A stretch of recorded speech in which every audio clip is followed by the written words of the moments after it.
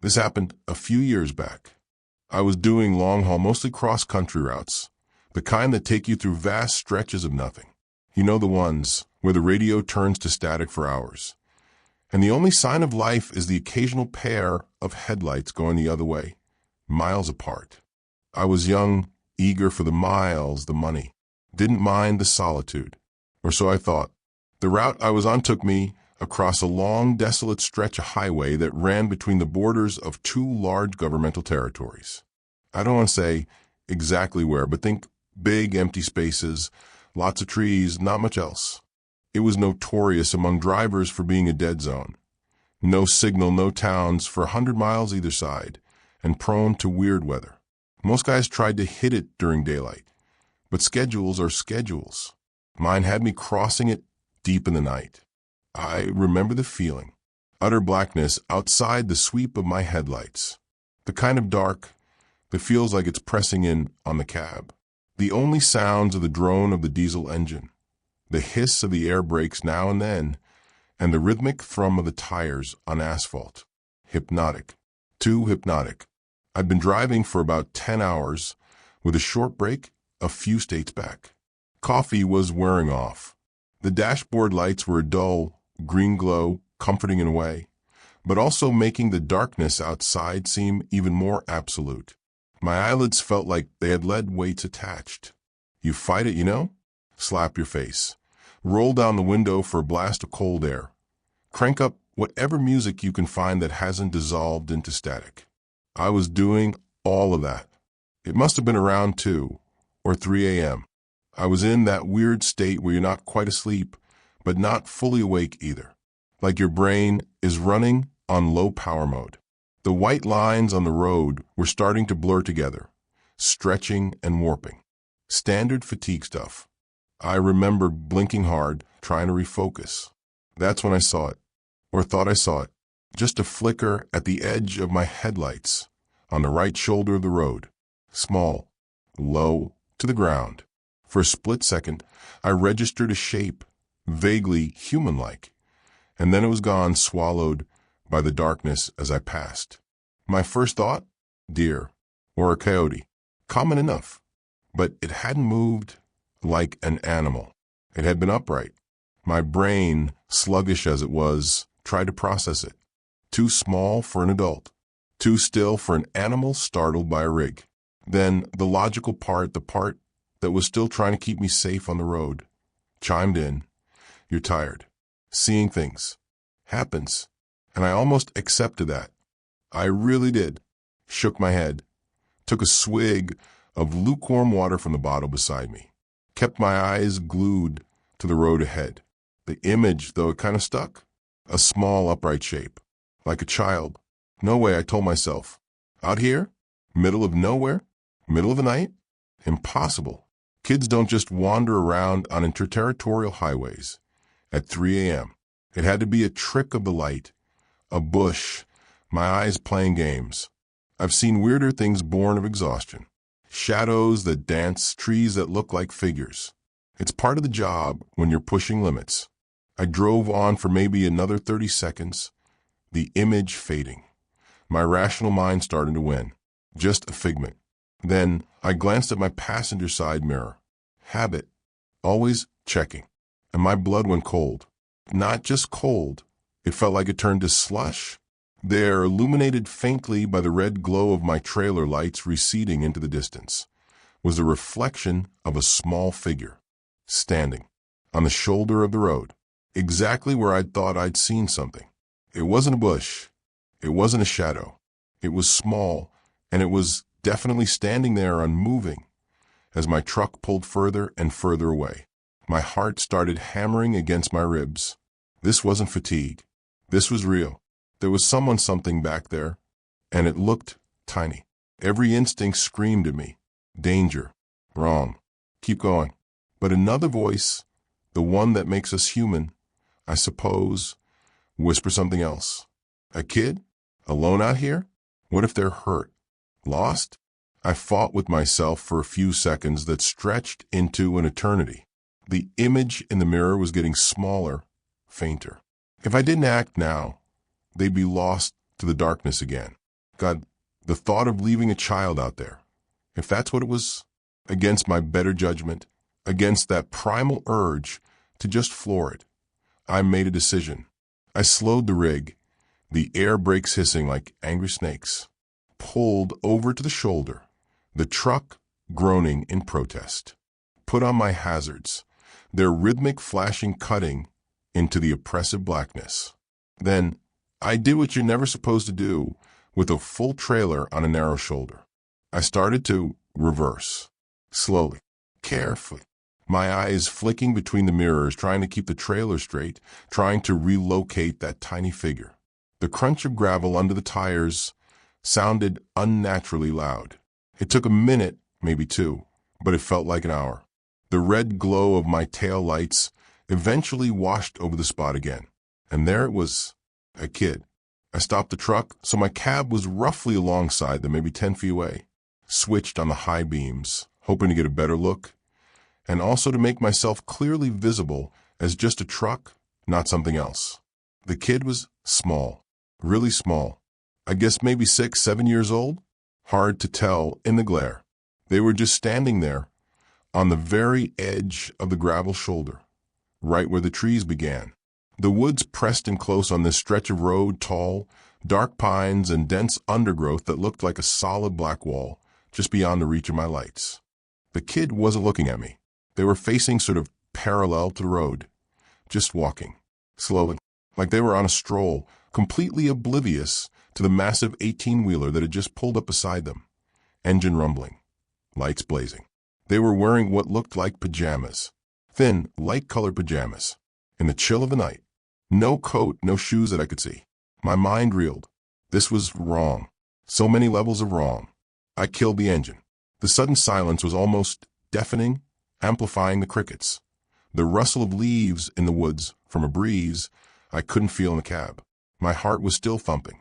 A weird mix of fear and adrenaline and a dawning sense of responsibility. I rolled down the window. The night air hit me cold and damp, carrying the scent of pine and wet earth. "Hey," I called out. My voice sounded hoarse, too loud in the quiet. "Hey, kid." No response. They just kept walking, one small, bare foot in front of the other, at a pace that was taking them absolutely nowhere fast. Their head was down slightly. I couldn't see their face properly. "Kid, are you okay?" I tried again, louder this time. Slowly, so slowly the kid stopped. They didn't turn their head fully, just sort of angled at fraction, enough that I could see a pale sliver of cheek in the spill of my headlights. Still not looking at me, still ignoring the multi-ton machine idling beside them. A prickle of unease ran down my spine, not the normal kind of unease. This was deeper, colder. Animals act weird sometimes, but kids? A lost kid should be scared, relieved, something. This one was nothing. "What are you doing out here, all alone?" I asked, trying to keep my voice calm, friendly, like you're supposed to with a scared kid, even though this one didn't seem scared at all. It's the middle of the night. Silence.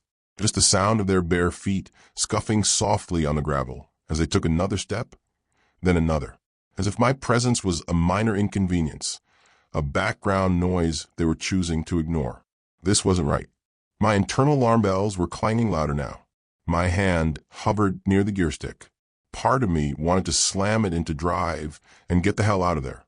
But the image of this tiny child, alone, possibly in shock, I couldn't just leave. Could I? "Where are your parents?" I pushed, my voice a bit sharper than I intended. "Are you lost?" Finally, the kid stopped walking completely. They turned their head, just a little more, still not looking directly at my cab, more towards the front of my truck, into the glare of the headlights. I could see their face a bit better now, pale, featureless in the harsh light, like a porcelain doll. Small, dark smudges that might have been eyes. No expression, none. Not fear, not sadness, not relief. Just blank, an unreadable slate. Then a voice, small, thin, like the rustle of dry leaves. "Lost." Just that one word. It hung in the air between us. Relief washed over me, quickly followed by a fresh wave of concern. "Okay, Lost. That's something I can deal with." "Okay, kid. Lost is okay. We can fix Lost. Where do you live? Where were you going?" The kid finally, slowly, turned their head fully toward my cab. Towards me. I still couldn't make out much detail in their face. The angle, the light, something was obscuring it, keeping it in a sort of shadowy vagueness, despite the headlights. But I could feel their gaze. It wasn't like a normal kid's look. There was a weight to it, an intensity that was deeply unsettling for such a small form. Home, the kid said, that same thin, reedy voice. Trying to get home. Right home. Where is home? I asked, leaning forward a bit, trying to project reassurance. Is it near here? Did you wander off from a campsite? A car. There were no campsites for miles. No broken-down cars on the shoulder. I knew that. The kid didn't answer that question directly. Instead, they took a small step toward the truck. Then another. My hand tensed on the door handle, ready to open it, to offer. What? A ride? Shelter? I didn't know. It's cold out here, I said, stating the obvious. You should get in. We can get you warm, and I can call for help when we get to a spot with a signal. My CB was useless, just static. My phone had shown no service for the last hour. The kid stopped about 5 feet from my passenger door, still in that pale, thin, pajama-like outfit, barefoot on the sharp gravel. They should be shivering, crying. They were doing neither. Can you help me? The kid asked. The voice was still small, but there was a different inflection to it now. Less flat, a hint of something else. Pleading maybe? Yeah, of course I can help you, I said. That's why I stopped. Where are your parents? How did you get here? The kid tilted their head, a jerky, unnatural little movement. They're waiting. At home. Okay. And where's home? Which direction? I gestured vaguely up and down the empty highway. The kid didn't point down the road. They made a small, subtle gesture with their head, a little nod toward the trees, towards the impenetrable darkness of the woods lining the highway. In there, the kid said. My stomach clenched. In the woods? Your home is in the woods. Lost, the kid repeated, as if that explained everything. Trying to find the path. It's dark. Yeah, it's very dark, I agreed, my eyes scanning the tree. It looked like a solid wall of black. No sign of any path, any habitation. Just dense old-growth forest. The kind of place you could get lost in for days, even in daylight. Can you come out? The kid asked. Help me look? It's not far. I can't see it from here. Every rational thought in my head screamed no. Get out of the truck, in the middle of nowhere, in the pitch dark, with this strange child, who wanted me to go into those woods. No, absolutely not. But the kid looked so small, so vulnerable. If there was even a tiny chance they were telling the truth, that their house was just a little way in, and they were genuinely lost. I don't think that's a good idea, buddy, I said, trying to sound gentle. It's dangerous in there at night. For both of us. The best thing is for you to hop in here with me. We'll drive until we get a signal, and then we'll call the police or the rangers. They can help find your home properly. The kid just stood there, that blank, unreadable face fixed on me. But it's right there, they insisted. Their voice a little more insistent now. Just a little way. I can almost see it. If you just step out, the light from your door would help. My skin was crawling. There was something profoundly wrong with this scenario. The way they were trying to coax me out. The lack of normal emotional response. The pajamas. The bare feet. The woods. I looked closer at the kid, trying to pierce that strange vagueness around their features. My headlights were bright, but it was like they absorbed the light rather than reflected it. Their eyes, I still couldn't really see their eyes. Just dark hollows. I really think you should get in the truck, I said, my voice firmer now. It's warmer in here. We can figure it out together. The kid took another step closer. They were almost at my running board now. Please, they said. That reedy voice again. My leg hurts. I can't walk much further. If you could just help me a little. Just to the path. My internal conflict was raging. My trucker instincts, honed by years of seeing weird stuff and hearing weirder stories at truck stops, were blaring warnings. But the human part, the part that saw a child in distress, was still there, still arguing. I was tired. So damn tired. Maybe I wasn't thinking straight. Maybe this was all some bizarre misunderstanding. I squinted, trying to see past the kid, towards the tree line they'd indicated. Was there a faint trail I was missing? A flicker of light deep in the woods? No, nothing. Just blackness. Solid, unyielding blackness. And then I saw it. It wasn't something I saw clearly at first. It was more like an anomaly, a disturbance in the darkness behind the kid. The kid was standing with their back mostly to the woods, facing my truck. Behind them, the darkness of the forest was absolute. Or it should have been. But there was something connected to them. Something that stretched from the small of their back, from under the thin pajama top, and disappeared into the deeper shadows of the trees. At first, I thought it was a trick of a light, a weird shadow cast by my headlights hitting them at an odd angle. Maybe a rope they were dragging? A piece of clothing snagged on a branch? I leaned forward, trying to get a clearer view. The kid was still talking, their voice a low, persistent murmur. "It's not far. Please, just help me. I'm so cold." But I wasn't really listening to the words anymore. I was focused on that thing behind them. It wasn't a rope. It wasn't a shadow. It was a tube. A long, dark, thick tube. It seemed to emerge directly from the kid's lower back, impossibly seamlessly. It was dark matte, like a strip of the night itself given form, and snaked away from the child maybe 10-15 feet, before disappearing into the inky blackness between two thick pine trunks. It wasn't rigid. It seemed to have a slight, almost imperceptible flexibility, like a massive, sluggish umbilical cord made of shadow. It didn't reflect any light from my headlamps. It just absorbed it. My breath hitched in my throat. My blood, which had been cold before, now felt like it had frozen solid. This wasn't just wrong. This was impossible, unnatural. The kid was still trying to coax me. "Are you going to help me? It's just there. You're so close." My voice, when I finally found it, was barely a whisper. I couldn't take my eyes off that appendage. "Kid, what is that? Behind you?" The kid flinched. Not a big movement. Just a tiny, almost imperceptible tightening of their small frame.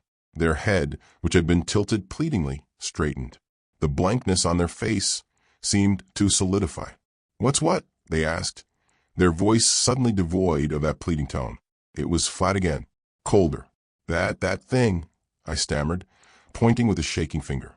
"Coming out of your back. Going into the woods." "What is that?" The kid didn't turn to look. They didn't need to. Their gaze, those dark, unseen eyes, bored into me. "It's nothing," they said. The voice was still small, but it had a new edge to it. A hardness. "You're seeing things. You're tired." They were using my own earlier rationalization against me.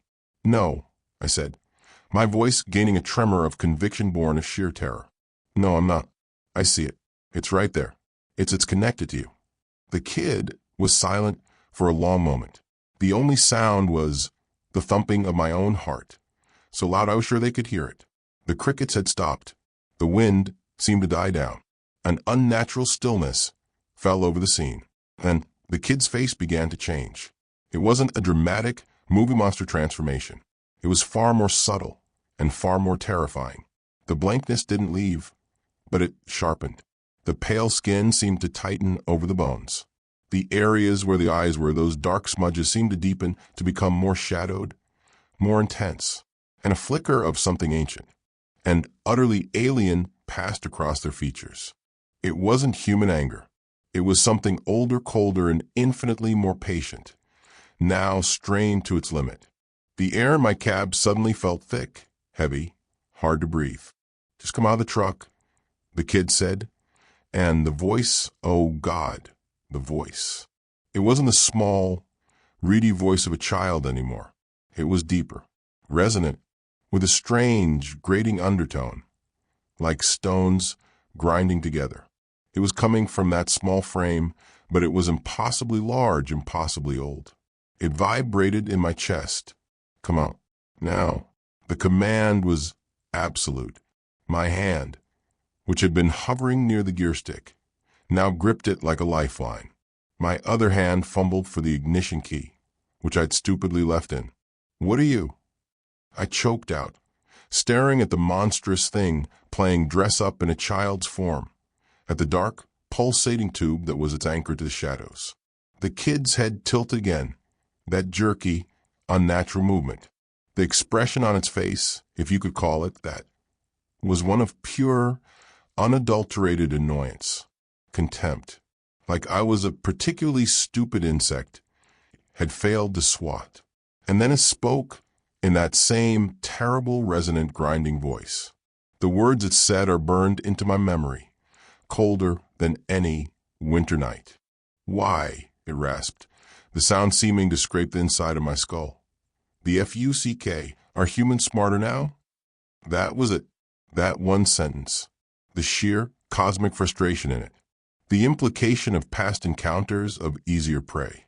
The utter alien nature of it. I didn't think. I didn't plan. I reacted. Primal fear, the kind that bypasses all higher brain function, took over. My hand twisted the key. The diesel engine roared back to life, a sudden, violent explosion of sound in the horrifying stillness. The thing actually recoiled. A small, jerky step back.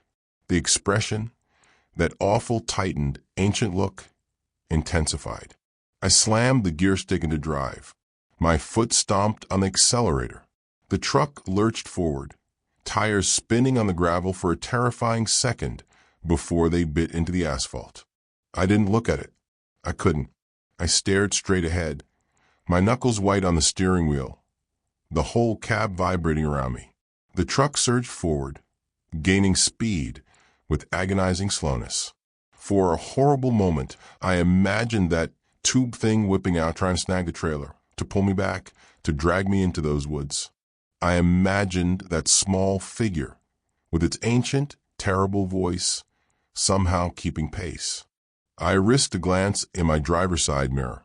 It was standing there, on the shoulder, unmoving. The headlights of my departing truck cast its small silhouette into sharp relief. And behind it, the dark tube was still visible, a thick, obscene cord snaking back into the endless night of the forest. It didn't seem to be retracting or moving. It just was. The thing didn't pursue. It just stood and watched me go. And that, somehow, was almost worse. The sheer confidence, the patience, like it knew there would be others.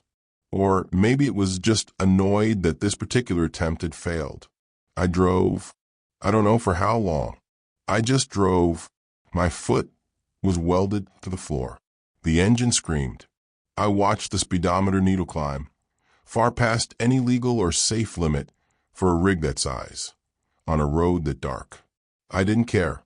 The image of that thing, that child shape with its dark umbilical to the woods, and that voice, that awful, grinding voice asking its horrifying question, was burned onto the inside of my eyelids.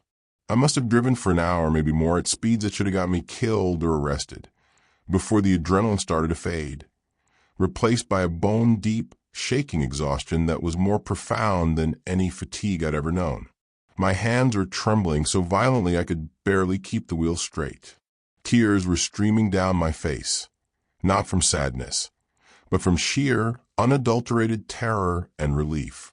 When the first hint of dawn started to gray the eastern sky, and my phone finally beeped, indicating a single bar of service, I pulled over at the first wide spot I could find.